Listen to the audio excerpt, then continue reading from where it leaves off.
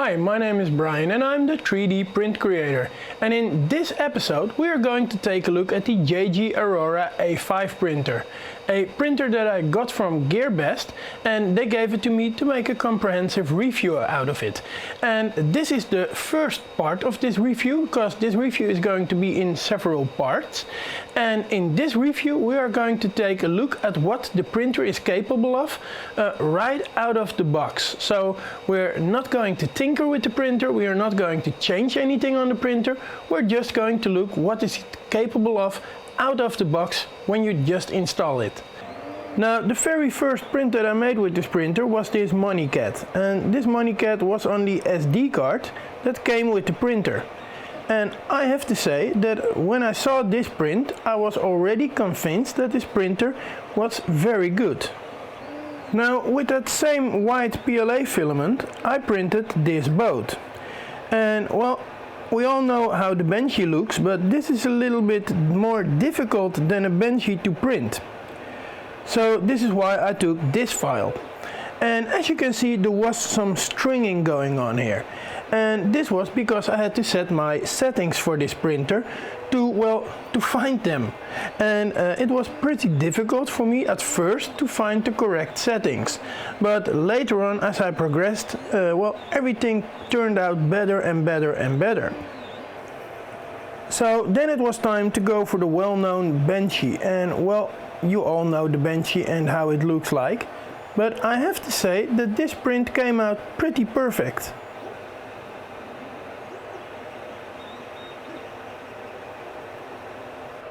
Then after I printed that Banshee, well, I wanted to print it a little bit more interesting boat.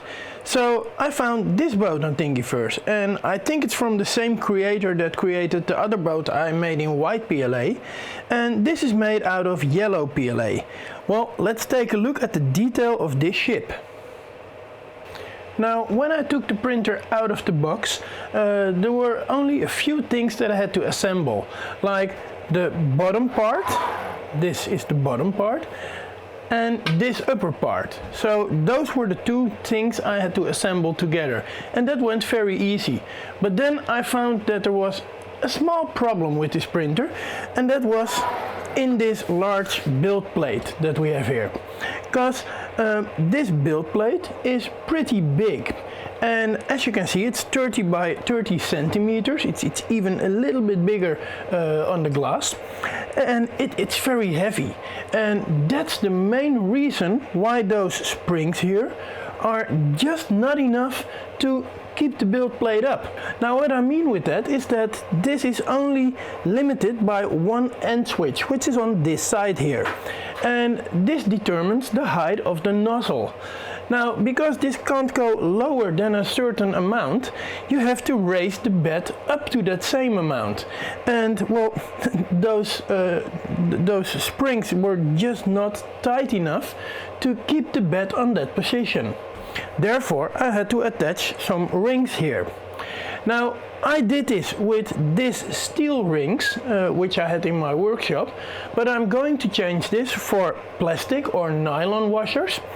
And those washers should be placed on the upside, on the top of the springs, because this is another problem. This metal springs, they can make the bed have a shortcut, so they can short out the bed with the mains. And this is really a problem that a lot of printers have, but also this printer suffers from it. So you have to use nylon washers to make sure that it stays on a certain level and that there is enough tension in those springs. Now, another problem I seem to have with this large bed is that when the aluminum build plate is heating up and it's warping, because well, if you heat up a large plate like this, it's going to warp, then at some places this bed, this glass, comes loose from the aluminum bed. And therefore I have made like these clips that I can put on the printer bed, just to make sure that the bed stays tied on. Now, a very cool thing about this bed, what you're seeing here, is that it's called diamond glass. And this bed has a very small, well, I hope you can see them on the camera, very small dots of some kind of sticking material on it. And well, this is great, because when you're heating up this bed, everything that you print sticks like perfect to the bed, and it won't fall off. But immediately after the print is done, you can just wipe it away, because when the bed cools down, then you can wipe it off. It's a bit the same like, for example, the AnyCubic has. And well, this is really one of the big things about this printer, because you don't need any material like glue stick or that kind of things to make your print stick to the bed. It's just heated up and well, that's basically it. It really works flawlessly, and that's what I have to say about this printer. The whole printer is very good. Also, this is a version 2 printer. It doesn't say on the box, it doesn't say on their website, it only says that it's upgraded. Well, let me show you some things they've upgraded. Like for example the plug that you see over here. Because there were a lot of people complaining about this plug, which originally was pointing this direction. So then when the bed moves forward and backwards, the plug was hitting the cables on the back side of the printer. And well, some people complained about it, and now from factory they have changed this, so this plug is sticking downwards. Also, they have glued this plug inside, so it's glued with hot glue, and well, you can't just take it off. So those are things they changed in this printer that weren't very good in the first printer.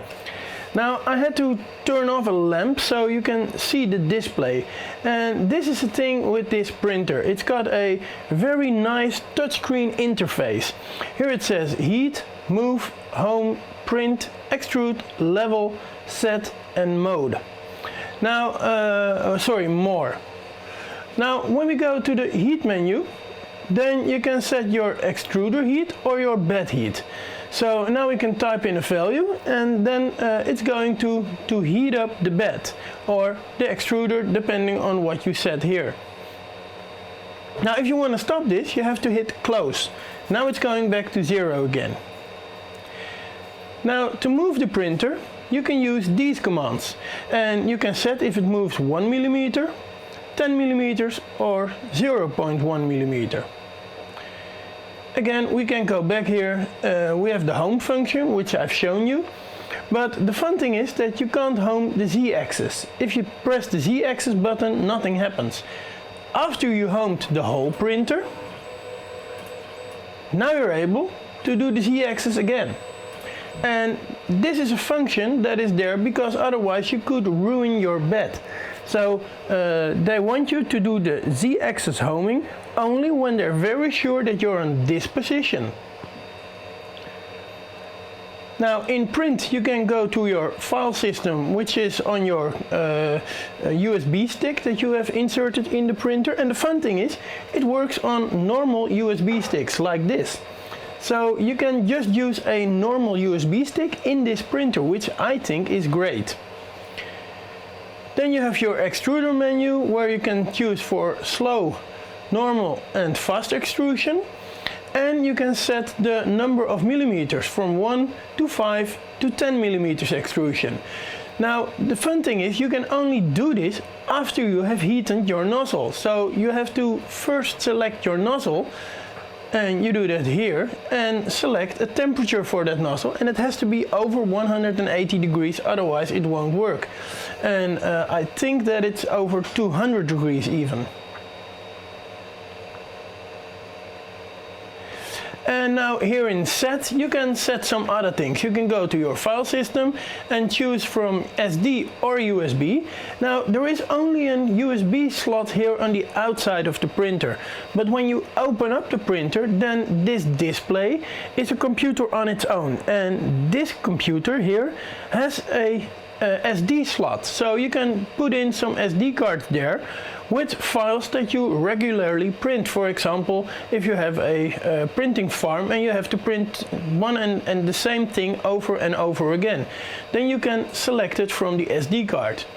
Otherwise, if you want to be able to have the card from the side, then you select USB mode, because then you're reading this disk.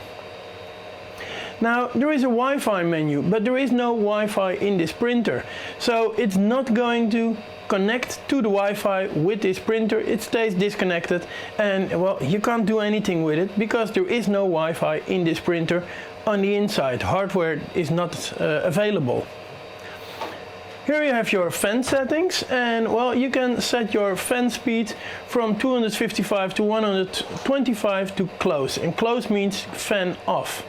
So now you can select speeds very easy. Also, you can tap them in and make your fan speed yourself.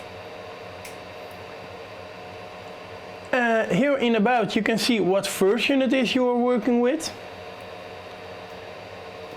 And here you can see the continue program.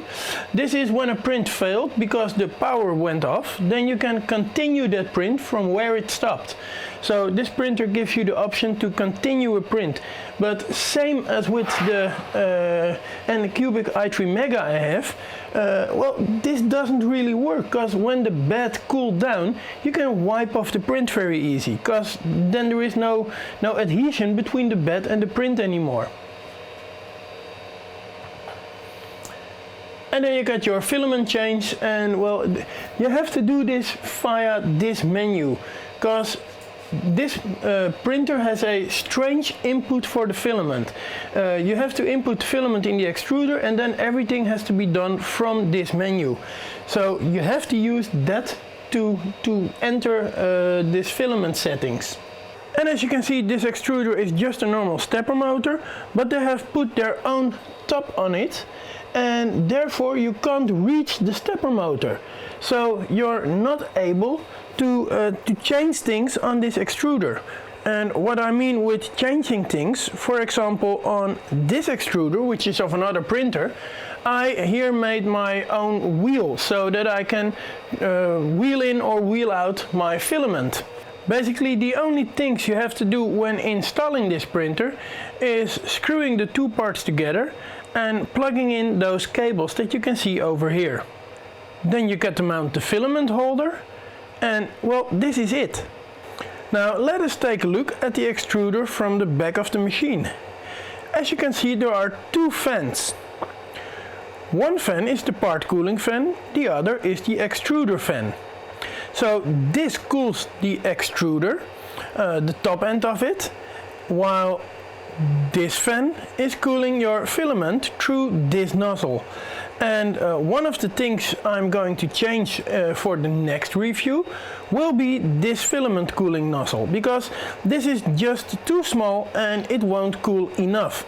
But there are better coolers that you can get from Thingiverse. You can print them, and then there is a better way of cooling your object that you're printing. Now, as you have seen, this printer is very capable of making very nice prints out of the box.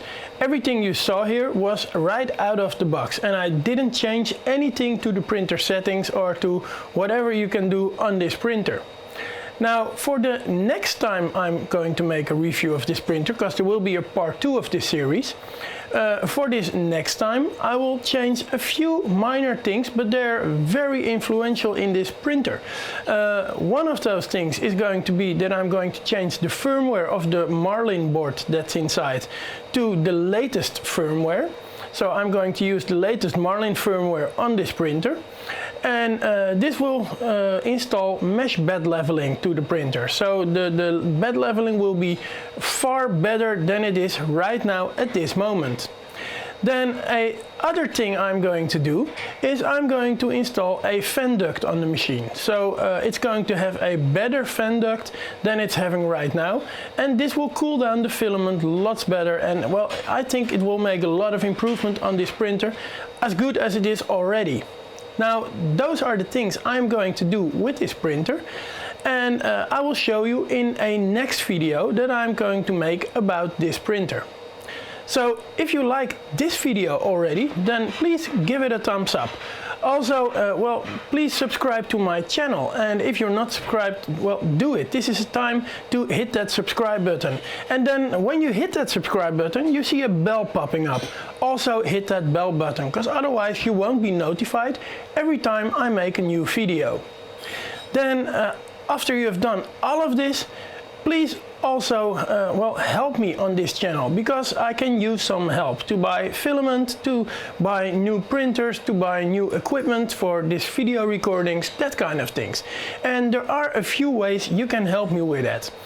Of course, you can become a Patreon, and well, if you become a Patreon, then you get me on a monthly basis. You can subscribe to me and you help me out on a monthly basis with some money, like $1 a month, for example.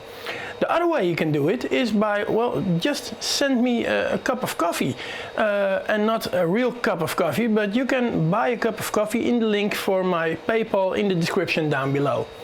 And also, and this won't cost you any extra, but if you are willing to buy a 3D printer, then if you look up in the links in the description down below which printers I personally like, then you can click on that link and you will be sent to GearBest. Those links are affiliate links, and when you buy a printer via one of those affiliate links, you're really helping out this channel, because I get a little fee of that printer that you are going to buy, and it won't cost you any extra money. So those are the same cheap prices that you will pay if you look them up yourself, but this time you're helping out this channel.